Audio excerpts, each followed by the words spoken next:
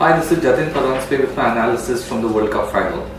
Cricket can be a cruel game. This has been said for years and it was proved right last night. The Indian team experienced this at first hand after having such a brilliant tournament where they seemed unbeatable. They were out-thought and out-fought by an Australian team which was determined to win, and they played a more strategically astute game yesterday than the Indians did.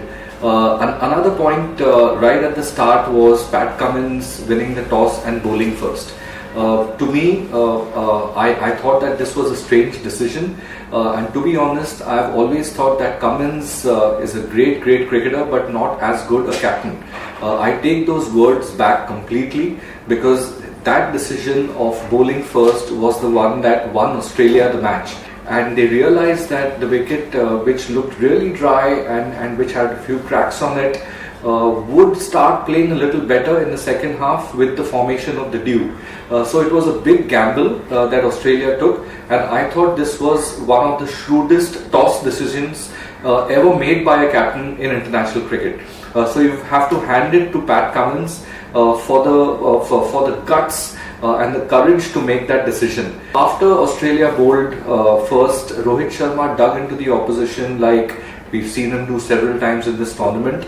But then after Gill got out, Kohli and Rohit Sharma stitched together a partnership, but an injudicious shot of Maxwell saw him being brilliantly caught by Travis Head, at cover point, running backwards and then diving one-handed to take a catch.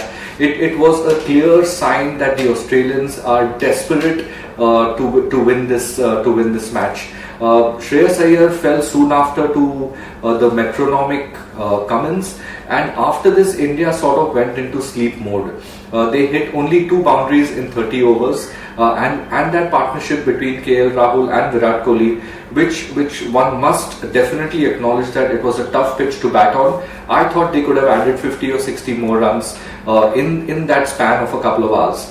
By this time, the ball had already started getting scuffed up, and the Australian pace attack of Hazelwood, Cummins and Stark bowled brilliantly, and then used that reverse swing which had just started to appear to further the cracks into the Indian batting lineup. This was when Surya Yadav also tried to accelerate, but I thought the Australians bowled really well. The trio of fast bowlers was fantastic as usual, but Zampa was the guy the Indians could have gone after, but he did not allow that to happen because he was in the stumps all the time. He had subtle variations in his pace as well, and coupled that with the wicket, he also proved to be a really tough package yesterday. When the Indians were left defending 240, they made a slightly strange decision right at the top by giving Mohammad Shami the new ball. It worked well, but what I saw right from the start of the Indian innings was some kind of a nervous desperation. When you're defending a low total like 240, it's definitely going to be tough and you are going to be nervous, but you have to cloak it with a very calm-like exterior demeanor. I thought the Australians were nervous as well to start off with, and they had a slam-bang start to that innings with Warner and Mitch Marsh slashing at a couple of balls and getting caught. After that, Smith fell to a decision which he should have reviewed, and here the score was 47 for 3, and everybody thought that this was India's night, but it was not to be. Travis Head played the innings of his life, and he has been a real revelation for Australia over the last 2 or 3 years. He started off attacking Shami and Bumrah, but as soon as 3 wickets fell, he went into a more workman-like mode and found an able partner in Labuschagne.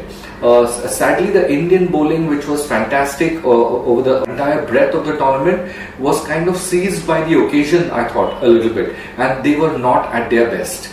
Jadeja, I thought was below par in yesterday's game, There were a few short balls here or there, and even Kuldeep, I thought, bowled a little too fast for that pitch. For a pitch which was slow, and true, there was dew forming a little bit towards the innings, but I thought he should have bowled it slightly slower and tossed it up a little bit, trying to look for wickets a little bit more. So all in all, it was a performance which Australia should be completely credited with.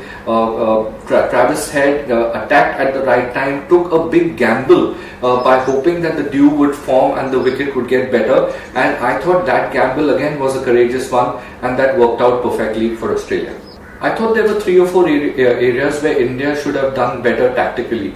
The first one was after bringing Shami on for the new ball, they should have changed up the pace a little bit and got Siraj into bowl within the first 10 overs. Siraj has been taking the new ball for India, and he has that knack of picking wickets but also going for a few runs, so I can understand why they wanted to hold him back a little later, but he should have been brought in within the first 10 overs because it was important for him to feel as if he belonged to that entire defense of the total. And I thought this could have been something which could have been done. The second one which really surprised me was that Jadeja went round the wicket straight away to Travis Head. We saw that in the semi-final. Maharaj got Travis Head bowled between bat and pad, bowling over the wicket, and Jadeja did not come over the wicket to Travis Head till the absolute later stages of the innings. So I thought that was a bit of a unfortunate thing. The third was that Jadeja bowled to Travis Head with a long off right from ball 1, and I think Travis Head would have taken 15 or 20 easy singles to long off. If that long off had been a run stopping mid-off, Travis Head would have tried to go over mid-off, and this would have been a high risk bet for him. I thought India should have gambled with a couple of boundaries on this front as well. Overall, I thought there was a little bit of lack of tactical nous by the bowling unit, but to the Australians' credit, they played a near perfect game. They have the knack and they have the experience of knowing how to win these big games, and all credit to them. India had a brilliant tournament as well. I think this team can hold their heads up high, and although it was an unfortunate evening for them, I feel somewhere from the next World Cup onwards, the ICC should rethink the way they are approaching finals. After a team has dominated for 10 games in a tournament, why can't that team have a best of 3 playoff finals is something worth considering. Thank you. Subscribe to